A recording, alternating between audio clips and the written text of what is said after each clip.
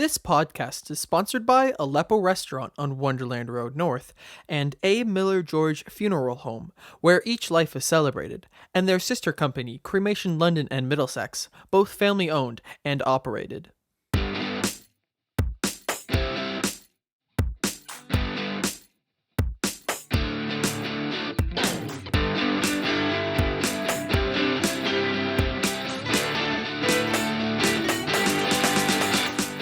Good morning, good afternoon, good evening, whenever and wherever you may be listening. Welcome back to another edition of the Vickers Crossing podcast. The Vickers Crossing is a virtual space where faith intersects with the public square. And we're back once again. My name is Rob Henderson, and I am the priest at Holy Trinity St. Stephen's Anglican Church in London. My name's Kevin George, Revy Kevy. I'm the priest at St. Aidan's Anglican Church here in northwest of the city of London. And way over there with all that fancy equipment is Ian, producer Ian. Hello, I am Ian. Yeah. How we doing? Good. Good. Yeah, I'm pretty good. We just had a lovely lunch with Ian. We did, actually. We had our yearly thank you to Ian lunch because without Ian, none of this happens. None of it happens without Ian. So we fed him some fish and chips. I just got to say we're a long way from the ocean, if you ask me. And we're here with our special guest today, Dan Morand. Dan, welcome. Thank you. It's good to have you here with us on the Vickers Crossing. We're going to be talking a little bit about you've been getting a lot of attention in the news over the last couple of weeks around something that you were doing at your church in regard to the homeless issue, and it's been a big one certainly here in London, so we're going to get into that in a little bit, so we thank you for dropping by. Thank you. Yeah, it's good to see you. Dan's got lots of old Windsor connections. Yeah, right? that's right. Dan spent some time in Windsor Tecumseh, which is where grew up you down were. there, and, I was 14 years there. Yeah, You grew up in and I was Tecumseh, in or Windsor. Windsor. World, eh? Yeah, I know. Wow. Yeah, that's great. When I saw the name Morand, I said, he's got to be from the Yeah, Windsor area. I know. There's a lot of Morands in Windsor. Lots of the sure. Tecumseh, especially. I think there's a street named after you too, isn't there? Is there a Morand? French Canadian, you should not be a Boston Bruins fan. Is all I'm saying. Oh, here we go. I used to get chased home by the other Montreal fans with their little Montreal Canadian lunch boxes. Yeah. Until Because my you were a Boston lunchbox had Bobby Orr on it. Ah, And after about a gotcha. year, then you know what? Everybody started to want to share my lunchbox, and it was too late. That didn't last long, though. He blew a knee. Okay, we're going there. So, yeah, this is gonna go off the rails real quick. All Ian. right. You might have to jump in, Ian. Let's leave it I behind, submit, Dan. I guys. submit. Let's just leave it. Truce. Come Truce. on. okay, there's no love in this room right now. The Vickers Crossing is brought to you as always by our good friends at Aleppo Restaurant at 666 Wonderland Road here in London, and also Dan and the staff at A. Miller George, or not Dan. Dan's there. Dan's over here. Dave's over there. Yeah. Dave and the staff at A. Miller George Funeral Home, where each life is celebrated, and their sister company, Cremation London and Middlesex, both family-owned and operated. So let's do a quick check-in. How's things going with you and St. Aidan's? And Yeah, getting geared up for this time of year, Advent. I've signed on to a thing called Make Advent Great Again. It's MAGA. It's a bit of a tongue-in-cheek. Any of you follow along with a guy named John Pavlovitz? John's a evangelical writer in the United States who really pushes back in terms of the resistance on some of the sort of very I don't know. I guess there's no other way to say it than sort of pro-Trump, anti-people sort of stuff. And between him and a couple of others, they've started this Make Advent Great Again movement. And so it's sort of a pushback on the notion that there's a war on Christmas, because we know there's no war on Christmas. There's a whole parallel thing going on out there. Nobody's ever been told to not say Merry Christmas. It's just a fact of life. And so they say the things that nobody actually talks about are Advent. And so this year, we're having a concentrated effort here at St. Aidan's to sort of emphasize Advent, wait for Christmas, be prepared for Christmas. And so on Sunday, we're having a MAGA rally, Make Advent Great Again. And we've got Gina Ferrugia and Mark Smith and Angus Sinclair and David Weaver and our very own Ian Stevenson. All playing at this rally. Wow, and they're that's going to be playing music. It's not Christmas music because it's not Christmas yet. There are 12 days of Christmas. They begin on the 25th of December. Can I play the 12 days of Christmas? No, not until the 25th of December. All right. And it'll run till the 6th of January. But we're going to have music focused on the 4 gifts of Advent: love, hope, peace, and joy. Nice. And so people are going to bring all kinds of great gifts to that, and we're really looking forward to an exciting day. Good. And people are bringing gifts and items for ANOVA, for the Women's Shelter and the Sexual Assault Crisis Center. as a sort of there's no admission charge. People can come and bring something for that. It's our way of supporting the community and the notion of giving alms in Advent.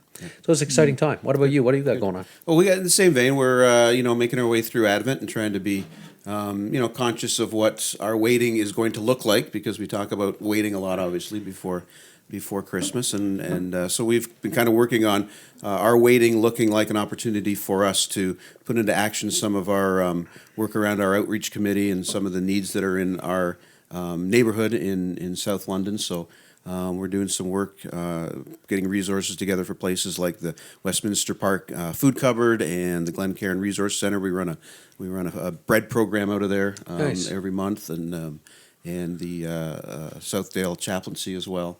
Nice. So doing some work around that and collecting things, and Excellent. again, that's kind of just our way of waiting, right? And trying to be intentional around that. So I should say too, when I think about it, the other thing that we got coming up, and I should give a shout out to the folks at Remark down the road here. We've got on next Wednesday, we do an annual Christmas dinner at lunchtime for our seniors, and we serve over 100 full turkey dinners. There's a bunch of guys here at the church that get together to cook it, and Remark supplies all the fresh haters turkeys, the veg, everything we need to make this meal, and we put it on, and we'll serve over 100 seniors here who are largely on their own, and they find this a great time to come out and have a meal together.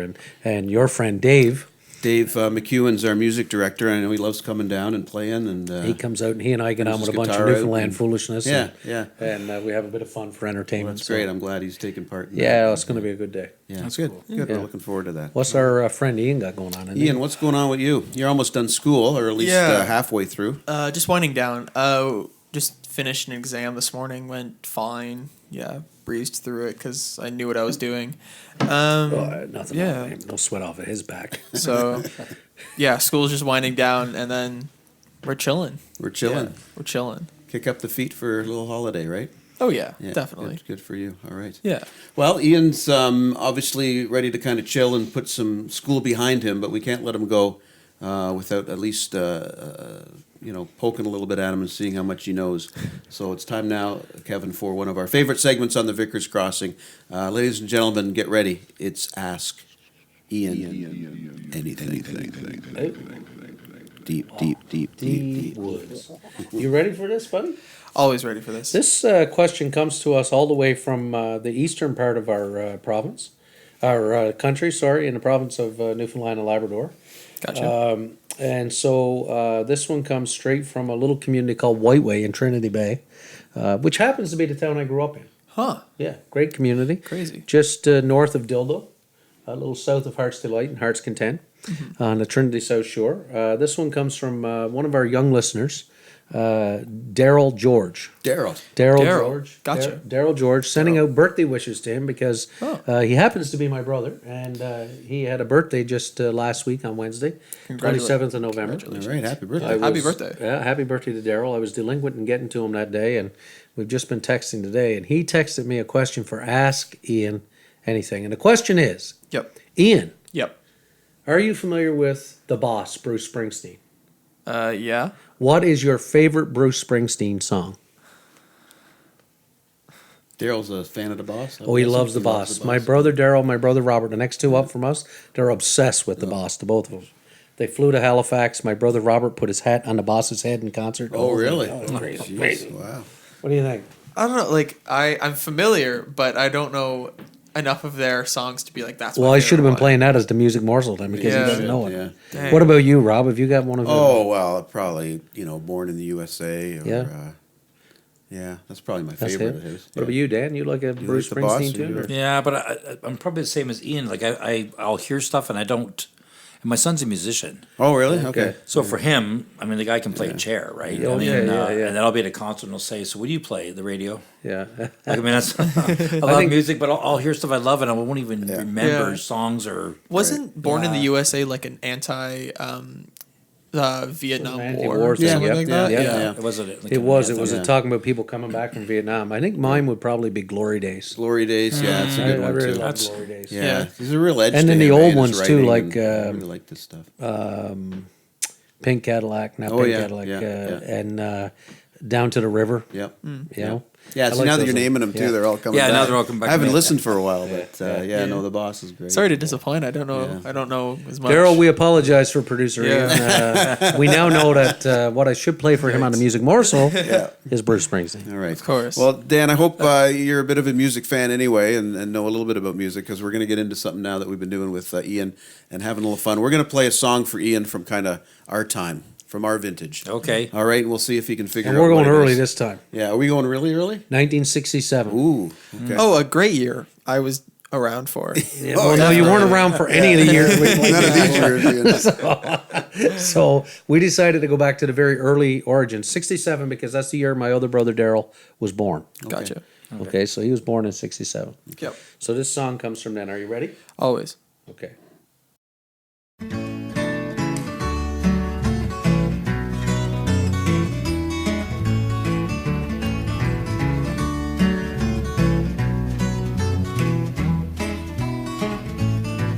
There you go. That's 14 seconds. That's got a little bit of an East Coast feel to it. You know this one, Ian. I think I got him finally. Yeah, I think you did. It sounds like I would know it. Does that make any sense? Like, Well, I maybe. feel I like don't I think you'd should know know it. what it is, but I don't. I have no idea who. What about you, Dan? You know? I'm stumped. You know what? It sounds. It does sound really, really familiar. Yeah. What about you, Rob? You might have stumped me too. Okay. Wow. All right, let's go a little further. Okay. This is a 19-minute song. Oh, jeez. 19 minutes. 19 Well, thanks minutes? for coming, Dan. It's good to have you. Good Good night, night. everybody. This song's called Alice's Restaurant. Oh, yeah. Well, okay. Yeah, Alice is This song is called Alice's Restaurant Oh, Right. brilliant! Of course. by Earl Guthrie. Right. Anyway, there you go. Wow. It does have a bit of an East Coast twang to It it. does, yeah, it does. Well, he was a Starts folksy off. guy, right? So Okay, so gentlemen, this song came out when I was around 8 years old. Oh, So all it's the way not- back, all the way back then. So What it's is that? not 10 years ago? it's not incredibly recent. However, it is a very classic song. So I'll give you a listen. Here we go.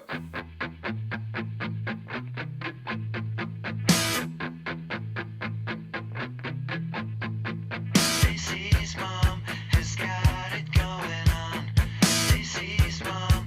It's got it going on. Yeah. Who But sings it though? I don't know. Not Green Day, is it? No. It's Stacy's mom. Oh, Stacy. Oh, what did you say? Jesse's He's thinking of Jesse 567. Jesse's girl. Yeah, Jesse's girl. And it's by Foundations of Wayne. Oh, Foundations wow, Way. yeah. All I remember is the video. I remember. Of course you do, Kevin. I don't know why. Yeah. I wouldn't have got the group. but I Okay, remember well, that. I will. Yeah, it's Stacy's mom. So you got Stacy's one. mom. Nice. Did you know this And, one? and are they still around? Foundations of Wayne? This group. Not that I'm aware of. Yeah. One hit wonder. Something like that, yeah. Yeah. Yeah. So well done, you guys. You got one. right. You knew the song, bar the name, but Yeah, like, we got half of one Yeah, I think anyway. we get a point I think for we that. got a You half definitely point get last the time point, too. yeah. So it's like 14-1 now in favor of Ian. We're doing all right. We're doing all right. All right. bringing back the lead. Yeah. All right, let's introduce our guest here, Kevin, and get talking about what he's got going on in London. So listen, if you're anywhere near this part of the world and you're aware this last week or so of the name Dan Morand and of the Urban Haven Project, because they've been in the news. A little bit of a bio about Dan, who's with us today. He said he doesn't like to write about himself, so he had his wife send a bio, and she sent about 4 pages. Oh. She really loves you. Man, Dan, No, that's great. no, I'm kidding. And so she sent along a note that says she calls him Pastor Dan, but we'll call you Dan if that's okay. That's okay. Yeah, you can tell me that. And so she says that this man, Pastor Dan, is the founder and executive director of what we're hearing about nowadays, which is the Urban Haven Project. An accomplished social advocate. He's a life transformation expert, a counselor, a writer. He's a humorist. I know that because he cheers for the Boston Bruins. Hey, guys, hey, leave it at the door. Okay. A urban street pastor. Despite his youthful appearance, he's got 35 years of experience working with addicts and troubled youth, post-incarcerated individuals, and the homeless. And I think if you know Dan, you'll find him using his unique sense of humor to tackle everyday issues in life, and he relates well with people. And you can see from just meeting Dan that he's that sort of person who gets beyond the situation to the core of the problem. So Dan has introduced Overcomers Recovery Support Program to folks on the street in London over 5 years ago, and it's a program that has now become the fastest growing 12-step program on the streets of Street Canada, level, yep. which is Nice. fantastic. Nice. Dan's lived and worked from Vancouver BC to Gander, Newfoundland. I know where that is. Gander, Newfoundland. Come From Away, if you've gone to see the musical. Oh, yeah, it's is that Gander, music? Newfoundland. Okay. He understands firsthand the unique issues that face the Canadian society, and Dan believes that every person deserves a reasonable quality of life, and he's excited to teach people how to live a more balanced and intentional life. And this recent initiative that Dan is involved in, which is the Urban Haven Project, opened about 3 years ago in a high-crime, generationally marginalized area of London, known nowadays as Soho, because we like these fancy phrases, but south of Fort. It offers an opportunity for dignity and hope for those who are struggling in marginalized lifestyle.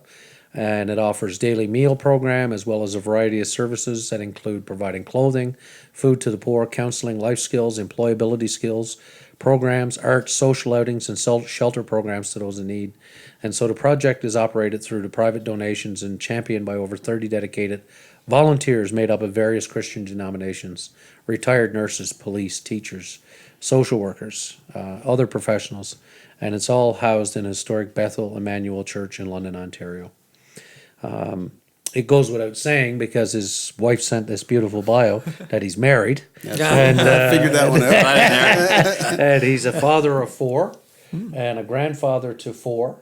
And he's a street brother and a street father to many, many people. And Dan, I've just been really impressed by seeing what you've been up to lately, and I'm really glad that you were able to, what I know is a busy time, to make time and come to talk to us today. So thank you for coming. Oh, thanks.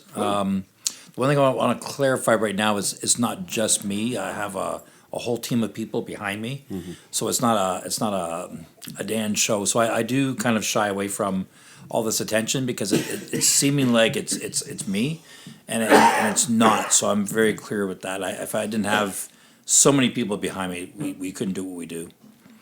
Well, Dan, take us back to the genesis of this, and maybe we can start to understand a little bit about the Urban Haven Project. As Kevin said, we've been hearing that name for a while in the press now. But tell us a little bit about what that is, how it started, and what's going on with that. So the now. project started about 4 years. We're in our fourth year, so the project started about 4 years ago, and I wanted to go deeper into a neighborhood.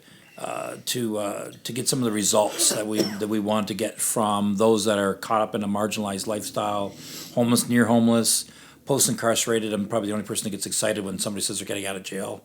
Because you know what, I really do believe everybody deserves a second, third, and fourth chance. It's kind of the same thing as the guy I follow, right? So we got into this neighborhood. This church was on the verge of pretty much closing, and so we kind of worked there for a bit, and then things kind of changed, and I became pastor of the church by default.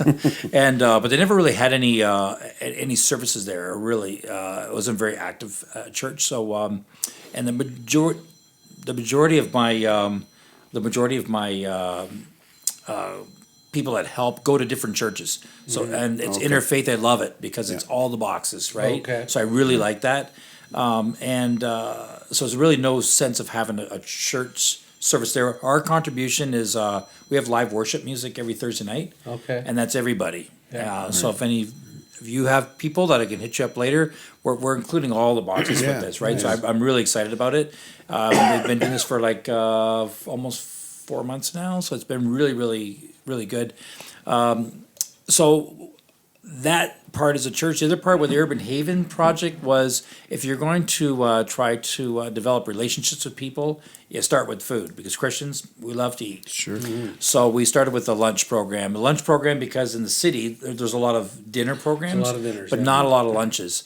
So we did a lunch, but the twist with the lunch, we charge $1 for lunch because there's no dignity in a free meal.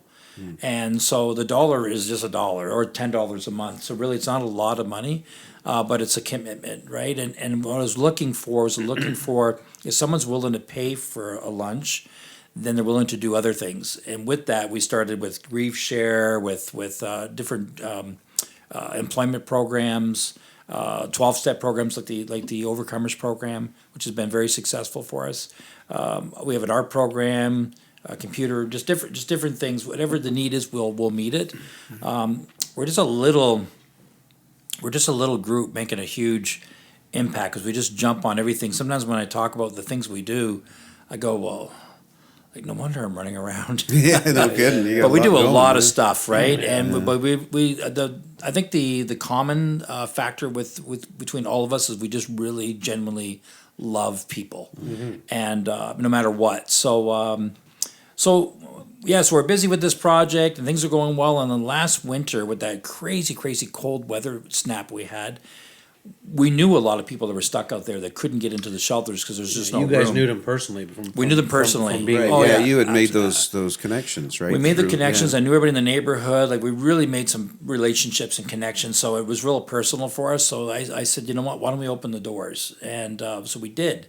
And we did 2 nights, thinking everybody else will jump in. But then nobody did. So then we did 3 nights, and then 4 nights, and then 5. And after 5 nights, we were pretty much max as far as my volunteers.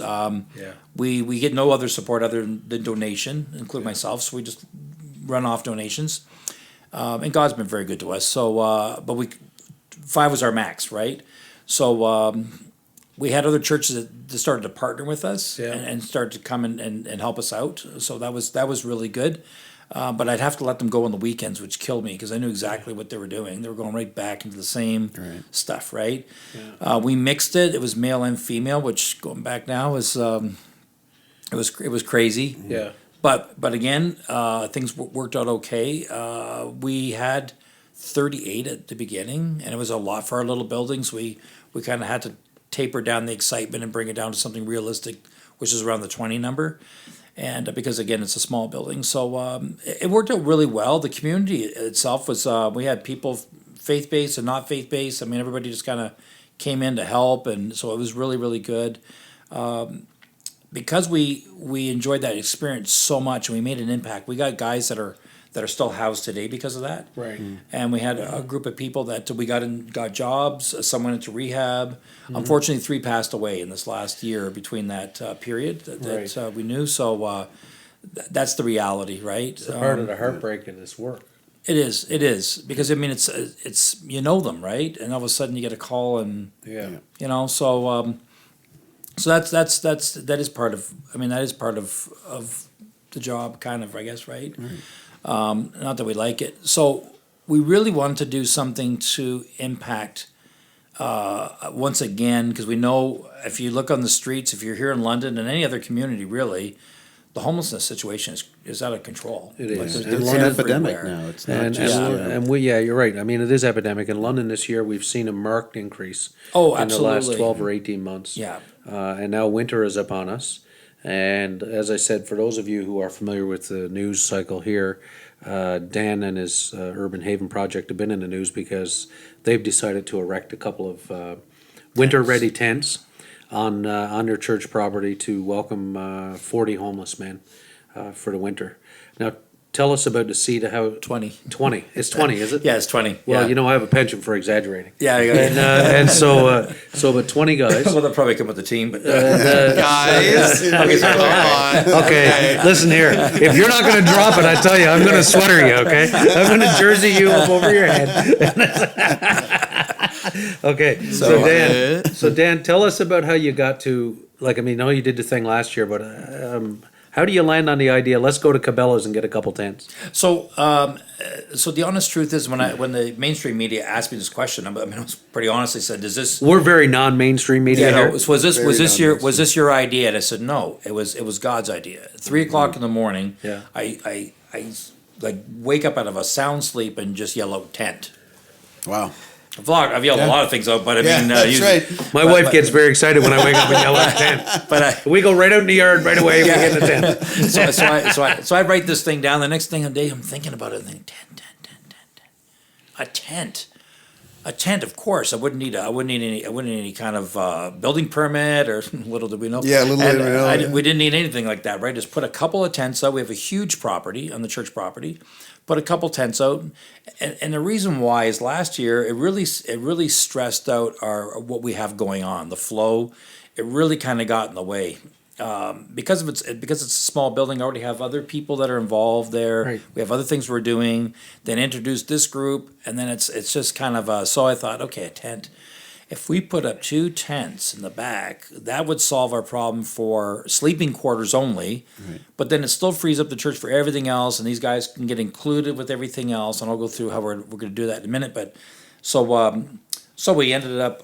I asked around. I threw it out on social media. It's wonderful. Threw some ideas out, and then the idea came to go to Cabela's, which is the largest outdoor. Well, I think they're bought out by somebody else now. Yeah. There's another outdoor chain that bought them out, but they're I mean the leaders, right? So these tents are winter grade tents. They're military style. They come with a wood stove, which I Yeah. opted out on for lots of reasons. Yeah. But they come with a wood stove. So from what I can gather, because to this point still I've not talked to anybody from bylaws. Right. So I get this through the media and everybody else. So I haven't really got anything from them. We don't have an issue with the city at all, period. And we will do anything we can to obey whatever rules there are. Sure. There are 2 tents in our backyard. Right. So they are fire rated. And load bearing so that was one of the questions, are they fire rated? And the second one was, are they load bearing? For the snow. For snow. They're tents. They're very, so they don't, the snow won't stay on them because they just slide off. Slides off. The fact is, if we have staff there, if we get some snow accumulating, well, you would go and take the snow push the off. snow off. Push the snow off, yeah. Right. Pretty So This we is aren't not rocket opting. science. I don't have one of those on my team though, but if I had a rocket scientist, they're perfect, right? Yeah. But I mean, they're I just find that the critics are finding problems. That they're are not well really built there. tents. Now, the honest truth is when the media showed up, they talked to our neighbors, and neighbors didn't have an issue with it because I had already talked to them. Yeah. The neighbors had no issue with it. A complaint, which it started out with, in a city of 384 or whatever thousand, depending what side you're looking at. It's up to 5 complaints now. They're all anonymous. Of course they're not. So, I mean, so we can't even answer to it. What Can't I said address is, if them, you yeah. have an issue with it, well, come on down and talk to Take us. a look at Take it. a look at them. Let us explain it, and then you'll see. You'll understand, right? So, I'm there are people out there that aren't going to agree with it, but you're upset when the church isn't doing something, and then you're upset when the church is doing something. Yeah, fair. Where? What? Like, Yeah. we're in the middle, right? So, so these are 2 well-built tents. One question was asked, did I do any research? Who buys a tent for $2,000? These tents are $2,000 Yeah. a piece. Yeah. Who puts money into that and doesn't do research? Of Yeah. course they do research. Yeah. We also looked at the bylaws, so we measured, and we added an extra foot. And only because my math is terrible, but we added an extra Yeah. foot, and so they're far enough from the buildings. Yeah. So as far as we're concerned, everything meets that. If they want to come and check it, they were welcome to. So today the fire prevention came out. Yeah. They took a look at it, took a look at everything. They're fine with it. Yeah. The only thing we have to add is a smoke detector in each tent, which I'm fine with. Oh, yeah. And a no smoking sign. I go to the dollar store. Yeah. Right. Nice. Yeah. No, that's not a plug for the dollar store, but I Shout out to the dollar store. Yeah. So, but I Where Boston that's Bruins what- get their pucks. Yeah. So, Guys, going there. no more. So anyways, they came out. They didn't have an issue with it. So that's fine. And then shortly after, a guy from I don't think about my card. What's in my vest? He's from building and planning. Came out and he Yeah. did the measurements, and he said he didn't have an issue with it either. So now I heard that there may be another 1 or 2 that are coming out. So we'll entertain 1 or 2. inspectors. Oh. So But what is there to inspect? I mean, I'm at a bit of a loss about it, actually. I mean, I don't think it's that complicated. And a lot of people are. A lot of people that come down. We've had many people come down. Yeah. A lot of them disgruntled with the city for other reasons. Like we had a gentleman come down that gave us a sizable donation, and he's kind of said, stick to it because I had to move my hot tub for 6 inches. Yeah. So, but if that benefits us, that's okay. You know, but I mean, yes, I mean, of course there's bylaws for reasons, but like we're taking 20 people off the street supervised that we're going to move forward in their life. Yeah. And you've got support too, if I'm understanding, from the London Homeless Prevention as well. Is that? Yeah, they're supporting this. And they came out, they looked yeah. at it, they liked what was being done. were you doing? There's a possibility for us to work together. Right. So right. again, I mean, if we, so we'll do due diligence and we'll do whatever we have to do to make the tents safe. I mean, And you're it's not doing an more issue. than just, you know, giving a bunch of guys a place to camp out on a you know, Friday night. I mean, your folks and your program there, your Urban Haven project, So my, is actually working towards, as you talked about what you did last year, you're actually helping move people towards a better life. right. So I have my background, years ago, I worked at Teen Challenge. So the Teen Challenge, Down in group, yeah. Windsor? With that, this is kind of a Teen Challenge meets the streets. It's not going to be a drop-in. It won't be a warming center. We'll actually interview the guys Yeah. that we're going to have. So 20 guys are interviewed that have a desire to either look at employment or education or addiction help. And we can walk along that road with them, right? So we can follow them along, hold them accountable.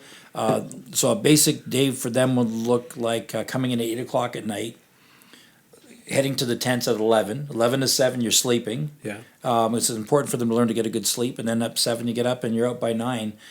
Something for the days that we're operating. So currently we operate Tuesday, Wednesday, Thursdays. Yeah. They would just stay till 3 o'clock if they wanted to. Okay. And this is based on other centers we went and visited. So we did a lot of research with this. We Yeah. visited Woodstock and Hamilton and St. Thomas and Right. a lot of other communities, Chatham, Yeah. and saw what they were doing and kind of mirroring the same thing. Now some of them now do it year round, but the same kind of hours. It's still we are a very temporary situation. So for us, those hours that you're not with us, we want you to be somewhere. So you're either at Addiction Services taking some of the courses.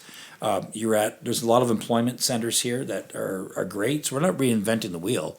We're sending them off to kind of go after those goals that you set for yourself, and we can hold them accountable for that. So the 20 who come, will they be like, it'll be 20 people for the duration of the winter, or will it be 20 people at a time? No, 20, yeah, so 20 people for the duration. If somebody drops off, we fill the spot. I see. So we'll have the same guys. We have an opportunity to build a relationship with them, walk with them. Yeah.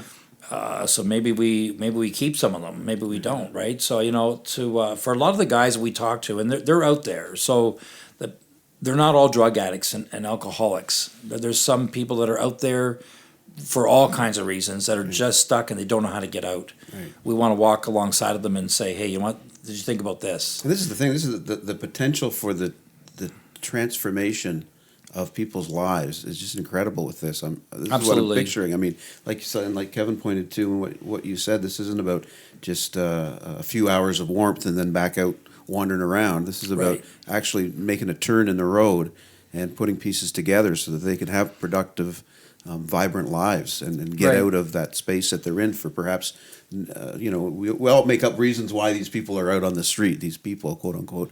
But, oftentimes it's just one thing that's happened that's put them in that position, and they've got the potential there to transform themselves and move forward with help from folks like yourself. Yeah, I mean, the stories are heartbreaking. The stories that I'm getting, since all this attention, this media attention, of course, I'm getting people that are writing me on Facebook or on Messenger or sending emails in or dropping letters off at the church. And I had a 63-year-old guy that came by yesterday that's homeless for the first time in his life. Went through, his wife passed away, went to a deep depression, didn't pay any of his bills, lost his house, and now he's out. Yeah. You know, there's a lot of people that don't deserve what they're. Nobody deserves. Nobody it. deserves You know it, what? Regardless, and I've argued with a lot of people. I don't care if they have an addiction; they still don't deserve to be outside at minus 30. Well, the Right. addiction is often a medication, you know. I mean, Well, it is for another issue. You know, right? it's you're addressing you're medicating, self-medicating, and so I look at it and I look across. You know, it's interesting. You say you looked at other regions and other places, and across North America, one of the things that we know, for instance, is the cities that have decided, even in the United States, in some very sort of conservative and Republican areas, like Salt Lake City, for instance, where they've decided housing first. Right. they're actually making headway with this, because what they've come to know is that if you're going to help anybody get over their issues, over their problems, over their addictions, over their brokenness, they need a roof over their head. They need to be housed. That's yeah. not the end result. That's, Yeah. Right. that's the beginning. Where so much of what we've been sort of told by the nose to believe is, well, let's get them all cleaned up and then we'll try and get them a place to live and all not that gonna thing. But it strikes me that what you're doing is really about relationship building, which is really, and we talk about faith intersecting with the public square here. What you're doing is right in the wheelhouse of that. I mean, for me, it's the very way of Jesus, which is let me go walk and be with the people where they're at, in what they're at, and build a relationship and build up some trust. And if there's some trust there, then maybe, just maybe, people are willing to put that hand out and say, yes, give me your hand. I need the help. Save me. And I don't mean that in any big, long, sort of salvific theological dissertation. You know what? But the honest- sometimes being saved is literally being saved Yeah. from death. Yes. And what you're doing, as you said, I mean, you've lost 3 people that you knew last year. We got people dying on the street. Yeah. And while that's going on, I mean, what Rob and I and Ian were talking about this over lunch. I mean, if you put up a tent in the back of your church and said you were rescuing feral cats, you'd probably have no complaints right now. I made that point this morning. I was on a radio station in Windsor, and I said if we had 300 to 400 cats and dogs in the streets with this weather coming, there'd be a public outcry. People would Sure be there taking would. the pets in, or they would be like sponsoring or supporting Yeah. places that would take them in. Yeah. These are human beings. Somebody's son or daughter, brother or Yes. sister, niece or nephew, grandchild. Yes. Beloved child What of the God. heck, right? A beloved child of God. And you can, I know people that will go out, and I'm not meaning this as a slant, but I do have that sense of humor. Yeah. I have some of the good Christian people that go out to get their socks and their gloves and tell Yeah. people about Jesus. Yeah. When you haven't had anything to eat, Right. and you don't even know where you're going to sleep that night without getting kicked out of the place that you finally fall asleep and somebody kicks you out and tells you to move along. Right. Move along to where? Yeah. Right? Yeah. You have to have a relationship if you're going to tell them about Jesus. Starts with that, exactly. Right. And that's that's it. This is where the rubber hits the road as far as faith in the public square. Yeah. I mean, these two things are Yeah. just what you're doing, and the work that you're doing is exactly that intersection. That's exactly what it is. That's what it looks like. Yeah. And could you, without naming names, obviously, could you maybe share a story of a transformational experience that someone's had recently with you, maybe from last year, or Oh, my going goodness. through now, like where perhaps they were and where they are now? So I got a few. One such person, she very marginalized, and the husband was very abusive, but yet she stayed by his side the entire time in the hospital as he was dying for almost 3 to 4 months. When he passed away, after the service, she came up to me and said, "I guess I'm going to have to go on welfare now or find another guy to take care of me." And I said, "Why the heck would you do that?" Right? She wasn't expecting me to say that, but I said, "Why the heck would you do that?" I said, "Go back to school." Right? And she said, "Well, I'm not smart enough." And I said, "Sure you are." Yeah. So she went back to Weeble, Yeah. and she would come and show me her tests and report cards, and they're always 90s, right? And I'm going, "Well, yeah, man, you're really stupid." And I think if you turn that upside down, that was my high school grades. But Well, you are a Boston fan. so Hey guys, no more, referee. no more. That's it. None. That's like biting. So now herself, and we were all cheering. The one thing we have is a community. It's a family there, right? So it's everybody was cheering her on, and she did so well that suddenly she said, "I'm going to go to college." So she now works at the hospital Awesome. and a long-term care home. Good for her. As a PSW, Wow. Wonderful. which what she was doing with her husband all that time and Yes. helping some of the other people. Yeah, she's come to You know, learn. we have another guy that family never had any use for him.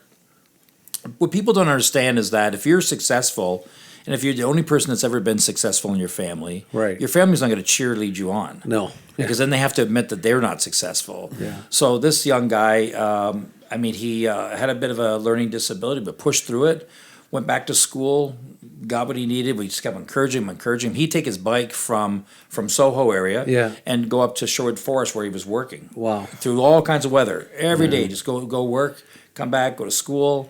He graduated and is now working his way into college, right? So I mean, it's just having people that, You just have to champion. Otherwise, they sit in our streets. So you complain about people on our streets, but then somebody wants to come along and help do something about it, and you complain about that. Well, That's you're something, changing the narrative of what's going on in their head, right? When Right. you're saying those things like you're smart, Yeah. you're worthy, Yeah. you deserve this, Right. That changes that narrative in their head, Right. And it starts with that connection, as we've been saying, that relationship. And how many voices have they heard over the Well, years that's that the have said thing. the Yeah, opposite? you get right? drowned out with the I can't and I'm not good enough and I'm too Yeah, stupid. you're Well, you start- well, All you start garbage, believing my it, right? goodness, yeah, and that's Yeah. that ends up Yeah. to be your narrative in your head, yeah. Ken Eastwood is one of our faithful listeners, and he's watching on Facebook Live now. Hello, Hey, Ken. And Ken actually texted through a question. Okay. And I think it goes to what we were talking about a moment ago when we were saying, about housing first in terms of just allowing people to be who they are. Right. And so his question really is, if a person struggling with homelessness believes that you're going to pressure them into treatment, is that a barrier to coming and seeking help out? Okay, no, that's a really good question. So, Yeah. so the whole premise is we're not forcing anybody. Right. They're going to be very clear what the criteria is to come in. Yeah. So our desire is to help that group of 20 men, but we're not looking for. It's not going to be a fit for everybody. Right. So if somebody, and believe me, we've met a lot of guys that want to be clean. Yeah. And they just don't know how to get there, or they'll come to me and say, Dan, I'm done with this. I need to get clean now. Yeah. If you don't have any money, you're waiting eight weeks, maybe 10 weeks to get into a rehab center. That's right. So what happens then is your drug dealer feels really bad for you, and he's Yeah. willing to give you your drugs for free because he That's knows he right. doesn't have any money. Yeah. And he keeps you hooked, Yes. right? Yeah. And It's then an investment. and then you die. Some of them die. Some Right. of them, right? So Yeah. So no. So it's a good question. It isn't going to be for everybody. Right. But it's going to be for the ones that do have the desire to Yeah. move forward, that want to break, and we're right there to help them Yeah. along. So if they come and they're still struggling with the addiction, but they're expressing an interest, Then that's fine. that's fine. We can work with that. So you are looking for people though to suggest to you, I need the help to get off of my Right, Yeah. right. And the proof is going to be they're going to have to attend meetings at the addiction services and Yeah. stuff Sure. like that. They're going to have to get in the queue to apply for programs. Right, So there'll be they're some gonna go to a long expectations care. around, yeah, So some of these absolutely. things. So somebody can just feed us. I've been around too long to get Yeah, fed, yeah. right? So Yeah. so they're going to have to tell us, help me get out, right? Right. Or guys that are there's some guys there that just lost jobs and they just Yeah. need a hand with that and just don't know how, Yeah. or they're illiterate, they can't fill out an application. That's right. Right. So and everything nowadays, everything's online. That's right. So you're not going to visit somebody or go see an employer anymore like you used to be able to and Yeah. sell yourself, right? So Yeah. because they don't even know who you are. So I just thinking about sort of the nature of all that too. So through your volunteers that you have, opportunities for computer literacy or opportunities for online stuff, and Absolutely. that's being offered through the church. Right there, and we also, because there's so many other services in the community, we're not going to reinvent the wheel. There's No. a lot of stuff that we can send people to, and that's where the partnerships come in, right? Right. Just coming in today, I think we were talking about this over lunch too. That it's too bad you all weren't around for lunch. Actually, it was really it was a good I lunch. missed a good lunch. And, I love fish and chips. and well, you're a long way from the ocean, but anyway, Yeah. that's a whole nother matter. But in the news right now are the tents outside of the Salvation Army mission, right? And sort of some of the complaints that come along with that, and the lack of understanding of what some of the folks who've gone in there and the rules that are imposed in there and how strict they are and stuff like that. But the other thing that occurred to me when I was watching it is and of course the bylaw officers go by every morning, break down your tents and all that. And I just feel like we keep moving people in tents from one part of the city to the next part of the city. Recently it was under the overpass out at Adelaide, right? yeah. Right. The very same place where we spent money to put up fencing to protect turtles and snakes. We told the people they can't have their tents. Right. And so it just strikes me that there's a dehumanizing factor that goes along with a lot of this. And I just wonder, I guess as much a statement as it is a question, because I know I can tell by the work that you're doing that it would appear to me that a lot of the work that you're doing is really about trying to rehumanize people in terms of that dignity. Because for a lot of the public, and I think that when I hear this sort of, pearl clutching about these tents you've put up, to me, it's how can you be upset over this? You at that point you've dehumanized people so much that you can, like we said earlier, if it were feral cats or dogs or anything else, Right. you'd be okay with it. So how is it that how do we get from, how do we get to change people's focus so that they realize that, as you see, you used the expression a minute ago, these are sons and nephews and uncles and everything else. I mean, how do we get people to come to understand that this is not, one guy that was interviewed for that today said, I want you to let the people reading this know that they're 6 paychecks away from this judgment. They're 5 or 6 paychecks at Could most, be right here. or less Or less. away from this. And this was a guy who obviously was just breaking his tent down outside of the mission and saying, 2 years ago I was working a job and living at home with a family. I'm telling you, we hear it. We hear it all the time. So how do we get people to realize that, the humanity of all that, I guess is the question. Yeah, I don't know. I think there's an openness to. I think there's a fear. Some people are afraid of what they don't know, or they think what they see, but they don't have a clue. Right. They don't have a clue. What you're looking at, you don't have a clue. And I think.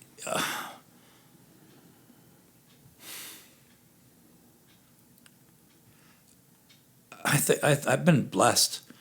God's given me an ability to be able to see past all that stuff. I don't see the exterior. I see the heart. Right. I see that little boy within that man, right? That's screaming out for abuse that's happened, or all kinds of stuff that's happened, and people are so quick to judge rather than help.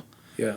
And I shouldn't have to convince anybody to do that. But we're in a society that's so bloody cynical now that everybody's got an angle.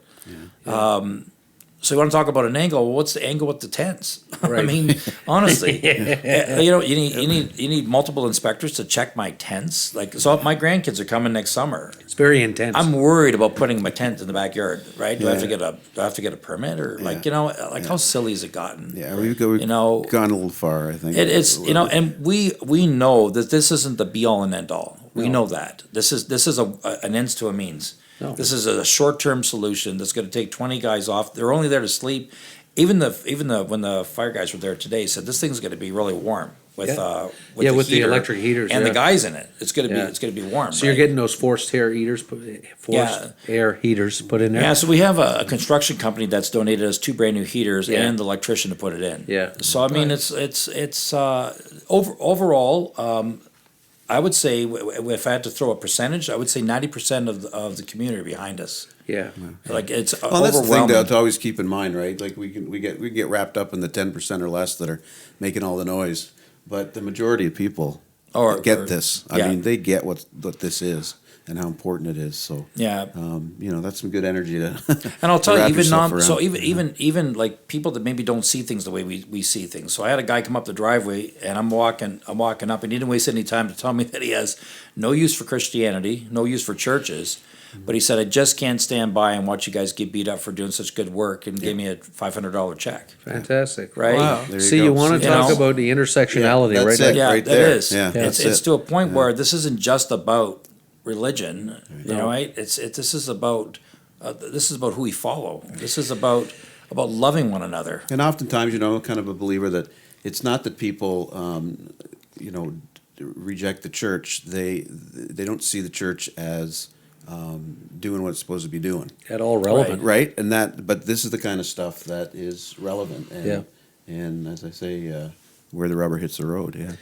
And I think my challenge too was, because I've had many people that say, well, the churches should be doing more. And I said, okay, well, if the city really wanted to make a statement, they have security on that main floor.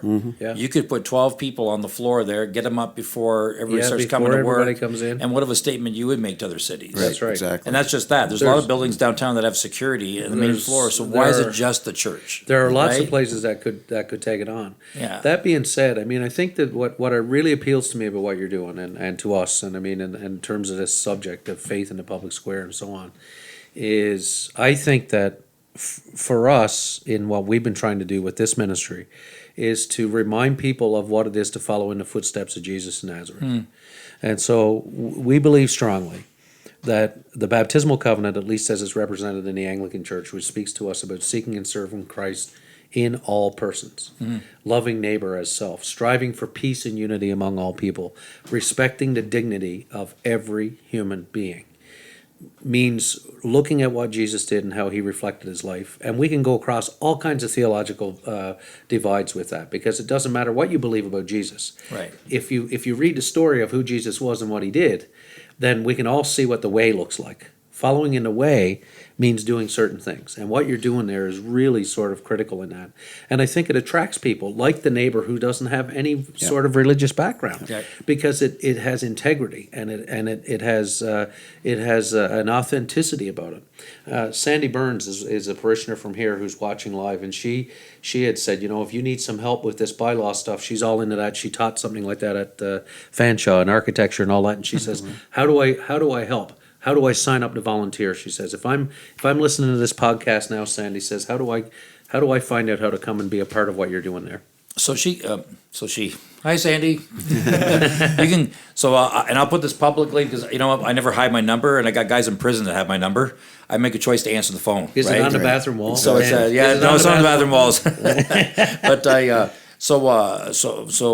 my number is 226-235-1575, and you can text me.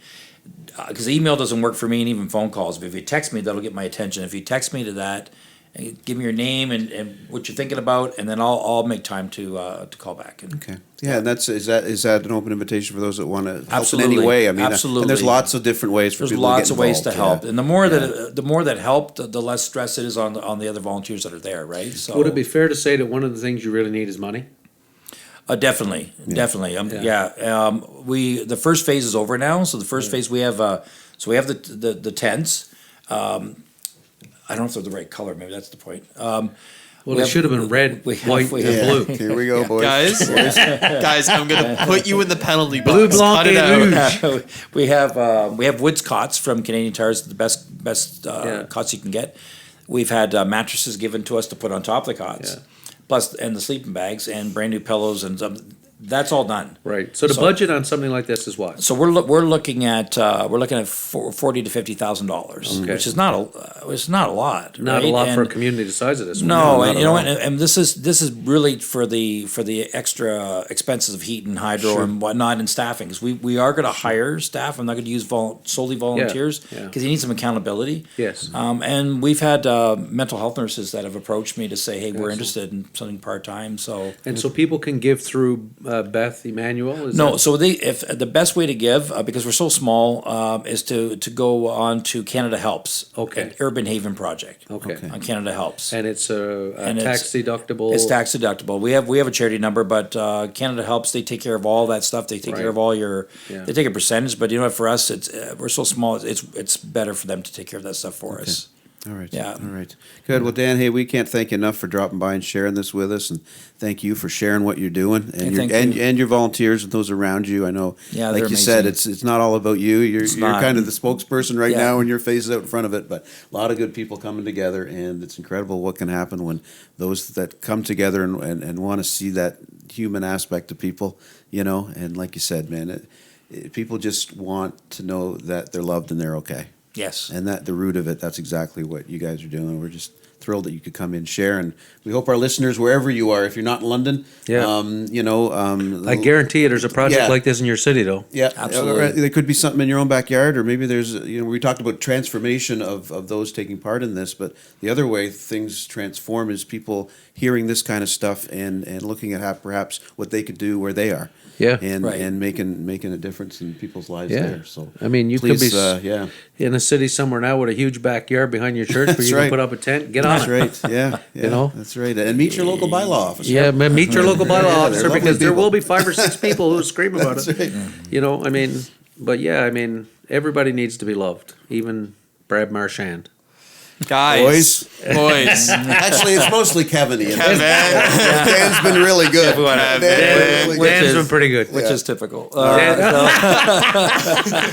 on that, well, thanks very much. Thanks, buddy. We appreciate it. We're glad we connected. I hope Thank we can you. continue Yeah. this Me this too. new friendship and, Yeah, me and too. keep going. We'd love to check in with you maybe in the new year and Okay. find out how things are going. love that. Yeah, Get we an go update. down that road and too. So. certainly if there's anything we can do to help, let us know. Yeah, Okay. that's great. Thank thanks. you. Thank you. Thanks to our sponsors, as always, here at the Vickers Crossing, Aleppo Restaurant at 666 Wonderland, and A. Miller George Funeral Home, where each life is celebrated, and their sister company, Cremation London and Middlesex, both family-owned and operated. So this was a great chat, great podcast. We'll be Yeah. back at it again as soon as we can. Yes, we I think will. we'll get another one or two in I think before we'll get another one in for sure the end before of the year. Christmas, and Yeah. maybe one after. All right. We'll see what producer Ian allows. Yeah, it's all up to Ian. Yep, he's the man, the myth, the legend. My name's Rob Henderson from Holy Trinity St. Stephen's Anglican Church. And I am Kevin George from St. Aidan's Anglican Church. And that's producer Ian. I'm Ian. And that's Dan. And we're glad you're with us today until we get together again on the podcast, The Vickers Crossing. Kevin, remember, always look both ways. Before you cross the street. Thank you for listening. Our hosts are Kevin George and Rob Henderson. Our producer and composer is myself, Ian, with original artwork done by Catherine Olenek. If you have any questions or want to know where to find us, tweet us at Vickers Crossing or find us on Facebook at The Vickers Crossing. If you have any other questions about anything heard on this podcast, leave us a comment or look in the description to find out more. Thanks!